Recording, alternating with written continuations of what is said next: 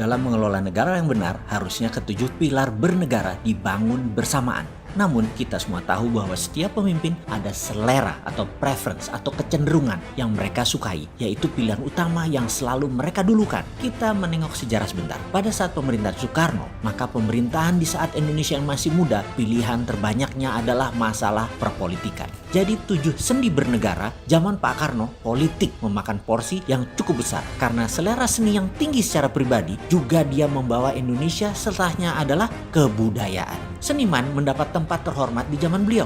Budaya kebaya, citra bangsa, nasionalismenya tinggi. Patung di setiap sudut ibu kota menghiasi. Lukisan dan banyak lagi karya seni diangkat oleh beliau. Lalu yang menjadi fokus presiden pertama juga yaitu menyatukan Papua. Mengambil Papua dari Belanda dengan lobi-lobi internasional. Geopolitik luar negeri Indonesia di zaman beliau terbaik. Presiden kedua, Pak Harto, menggunakan tangan besi di mana pertahanan menjadi fokus terbesar. Lalu keamanan, pangan, pertanian, nelayan adalah fokus pemerintahan beliau selanjutnya. Ketiga presiden setelahnya tidak sempurna waktunya. Pak Habibie, Gus Dur, dan juga Ibu Megawati. Kita lompati. Lalu zaman Pak SBY yang fokusnya ke ekonomi. GDP per kapita tumbuh 400% di bawah pemerintahan beliau selama 10 tahun. Di masa SBY juga tidak seimbang bernegaranya. Sedikit mendapatkan perhatian seperti ideologi negara mulai jebol. Pertahanan dan keamanan mulai jebol. Padahal beliau adalah tentara. Namun peristiwa terorisme, ideologi Timur Tengah yang menyetujui tumpah darah sesama anak bangsa namun beda agama mulai marak di zaman beliau dan didiamkan sehingga berpengaruh ke ideologi bernegara pada saat ini, pada saat zaman Pak Jokowi.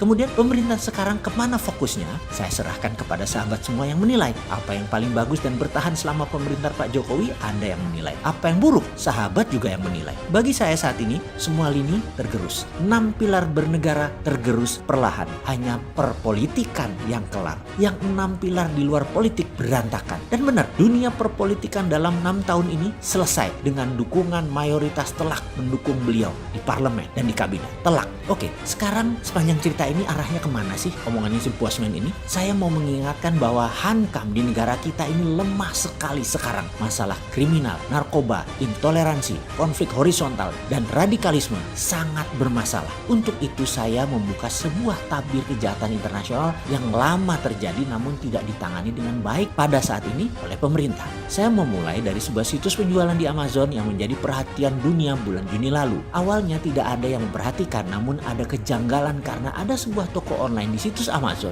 yang menjual barang-barang kamar anak. Ada lemari pakaian, ada kasur, ada kursi, ada meja belajar, dan ada banyak lagi dekorasi kamar anak, kebanyakan anak wanita. Di barang-barang tersebut bukan disebut cupboard atau credenza atau chair saja, namun ada namanya seperti Shirley Chair, Manuela Cupboard, Sarah Bed, dan lain-lain sebagainya. Lalu yang menjadi perhatian kejanggalannya adalah harganya yang di atas wajar, $11.000, $15.000, dan macam-macam harga yang tinggi. Lalu yang mengejutkan, walau situs itu baru 2 bulanan berjalan, jualannya laku, banyak puluhan transaksi terjadi. Ini mengherankan. Sampailah seorang wartawan dari sebuah majalah internasional terkenal yang secara tidak sengaja memperhatikan nama-nama tersebut, yang ternyata nama-nama tersebut ada dalam situs anak hilang yang terkenal di seluruh dunia. Ternyata toko tadi adalah toko jual beli anak di bawah umur, di mana nama-nama tadi adalah nama anak hilang. Sebuah informasi kemudian terungkap yang terbanyak anak-anak itu dijual untuk tindakan kekerasan seksual, pedofil.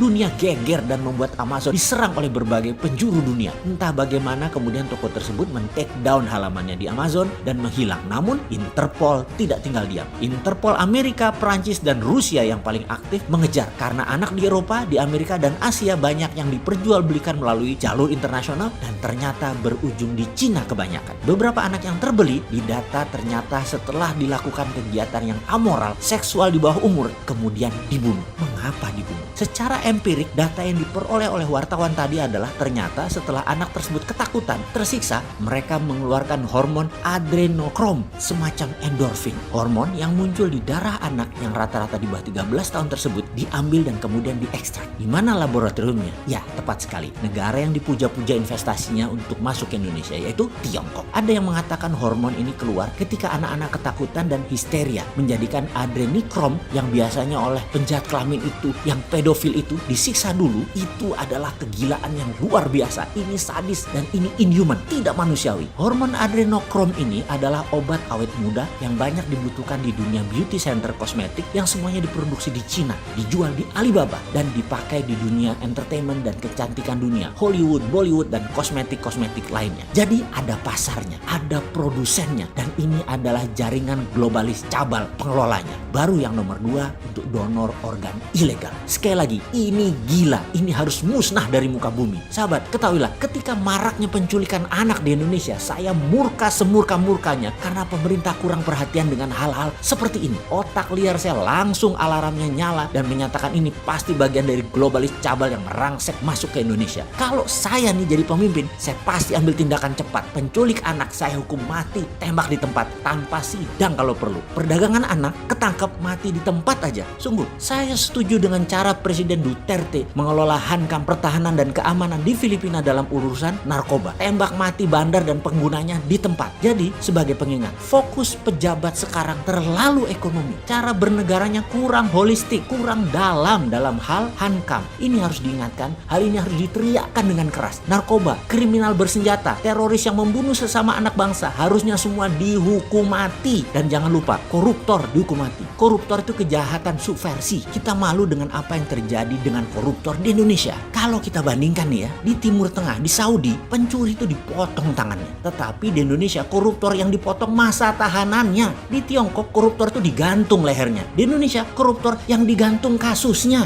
Ya itulah fakta saat ini. Ada baiknya Pak, benahi semua sebelum ambiar karena sudah masuk resesi semester 2 tahun ini. Dan tahun depan, tahun 2021 yang suram, menjadi tambah parah bernegaranya kalau didiamkan semua kriminal itu. Ngomong-ngomong, masih mau bertahan dengan tim yang ada atau mau diganti bos? Atau nanti habis laporan 17 Agustusan reshuffle-nya? Oke, ditunggu perubahan 100%-nya, terutama yang miring ke IMF itu loh Pak.